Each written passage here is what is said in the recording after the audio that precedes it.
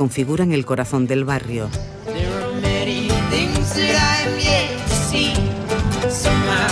Tras una de las muchas puertas de los hoteles que ofrecen hospedaje, descubrimos una especie de ciudad formada por la unión de casi una treintena de viviendas. Es un sorprendente conjunto de casas palacio y corrales unidos por 40 patios con fuentes y jardines.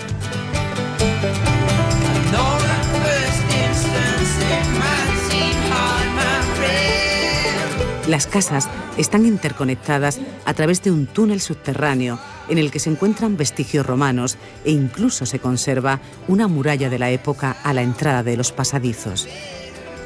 Al llegar aquí es una Sevilla muy tradicional, es una Sevilla muy típica, gran parte de ella se ha perdido, como son estas callejuelas, esta arquitectura popular, y aquí la puede encontrar y la puede vivir, y vivirla desde dentro. Todo se ha restaurado siendo lo más fiel a tanto los colores como los materiales que se usaban en la época. Una Sevilla muy antigua, pero aún así muy viva. No es un hotel que subes para arriba el ascensor y llegas a tu habitación. Tienes que ir por el barrio. Y esto es un barrio dentro de un barrio. Tenemos que dar a todos los clientes un mapa para que no se pierdan. Aún así se pierden, al perderse descubren algo nuevo. Hasta casas o patios o fuentes que no habían visto antes. Entonces algunos se pierden y otros se encuentran.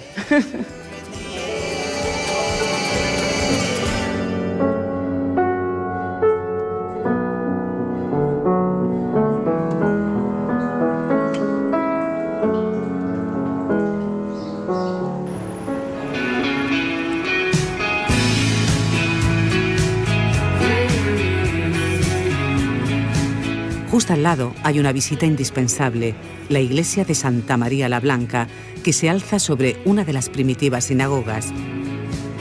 Murillo participó en la remodelación que la transformó en un bello templo barroco. Algunas de sus pinturas han sido copiadas porque fueron sustraídas por los franceses. Pero especialmente interesante es esta obra que tenemos aquí, porque es la más antigua y además una de las pocas obras de la época de juventud de Murillo que se conservan en la ciudad de Sevilla. Y fijaos, por ejemplo, los claroscuros, esa influencia del tenebrismo italiano, ¿de acuerdo? Es algo que luego Murillo desechará en su pintura y se convertirán, como en el resto de pinturas que tenemos en la iglesia, unas pinturas mucho más luminosas, con mucha más vida. Así que, como contraste, además, es un lugar perfecto para ver conceptos pictóricos completamente diferenciados.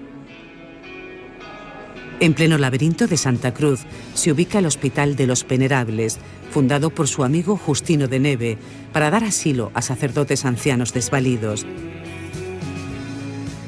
Su iglesia, de imponentes frescos, albergó algunas de las pinturas de Murillo. Ahora, varias pueden contemplarse en esta sala.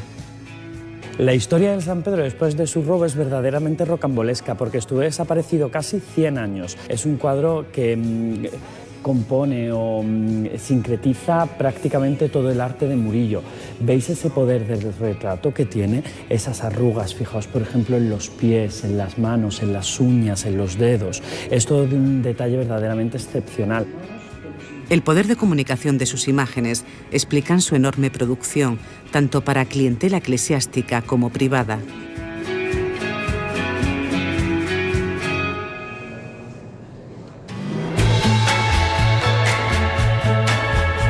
Este entorno también está repleto de tabernas antiquísimas y edificios históricos reconvertidos en hoteles donde el apellido Murillo resuena con fuerza. Hay una especial sensibilidad en esta casa, pues a informar al turista alrededor de lo que fue la vida de Murillo. Desde la terraza podemos ver la iglesia de los Venerables, la catedral y la Giralda, es decir, muchos de los elementos que guiaron lo que fue la obra de Murillo en Sevilla.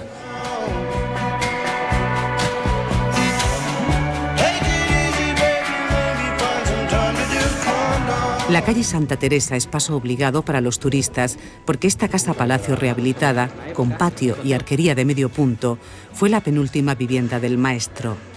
En ella estuvo emplazado el obrador, donde trabajó en sus últimos años, admirado por la sociedad del momento. Hoy es bien de interés cultural y difunde su legado. Desemboca en la plaza de Santa Cruz, que debe su nombre a la parroquia que hubo en ella y donde fue enterrado el maestro. Esto originalmente fue donde se estableció una de las 3 sinagogas de Sevilla. Después de la sinagoga tuvo una iglesia y después de la guerra napoleónica la iglesia finalmente se destruyó. Esta iglesia fue famosa porque estuvo enterrado, entre otras personalidades, Esteban Murillo. Lo que no se sabe dónde está. Sus restos quedaron sepultados en el derribo, a unos pasos, los jardines de Murillo, llamados así en honor al genial artista.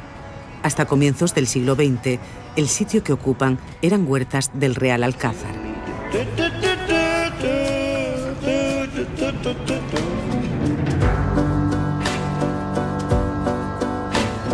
Al otro lado de la muralla también encontramos diferentes restaurantes donde seguir disfrutando de nuestro recorrido por la Sevilla de Murillo, como esta casa del siglo XVII. El placer de la gastronomía andalusí se alía con la belleza de la arquitectura y la espléndida vegetación. Pues dicen que fue posada de animales y esta parte de aquí era un corral que tiene el pozo para darle de beber a los animales, etc. Después, con el tiempo, se transformó y vivieron durante el siglo XX, nada más que han vivido artistas aquí. De hecho, tenemos una galería también en la que nada más que exponen artistas andaluces y todo hecho a mano. Hemos intentado mantener la autenticidad y unir lo que es la gastronomía de las 3 culturas, tanto la musulmana como la hebrea y la tradicional nuestra cristiana, con el arte.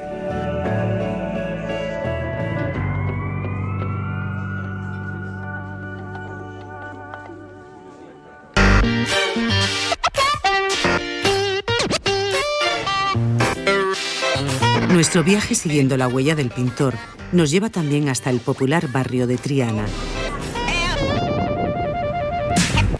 Para alcanzar la otra orilla del río, optamos por subirnos a un autobús turístico que nos permite ver la ciudad cómodamente y nos ofrece un mapa con paradas relacionadas con Murillo.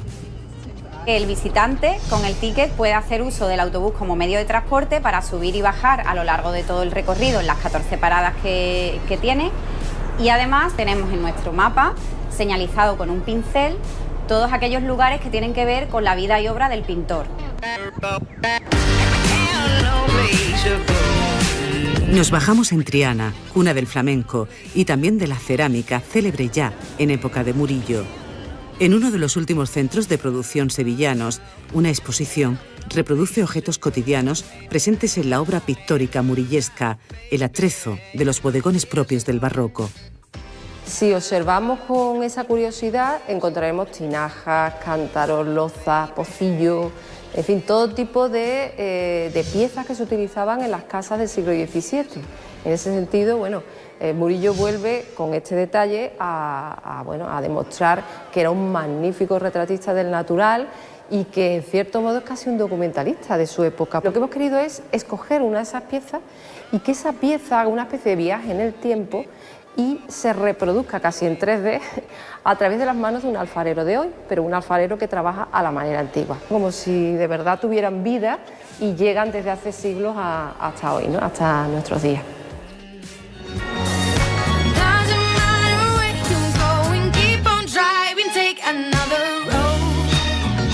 Subimos de nuevo al autobús para dirigirnos a la isla de la Cartuja y de paso contemplar su reciente rascacielos, la Torre Pelli. Muy cerca, el monasterio, que hoy es la sede del Instituto Andaluz de Patrimonio Histórico. Aquí, un taller en abierto permitió a miles de personas acercarse al minucioso proceso de restauración de 2 óleos de Murillo de 3 metros de alto por casi 6 de largo, a los materiales y criterios usados y a sus marcos originales.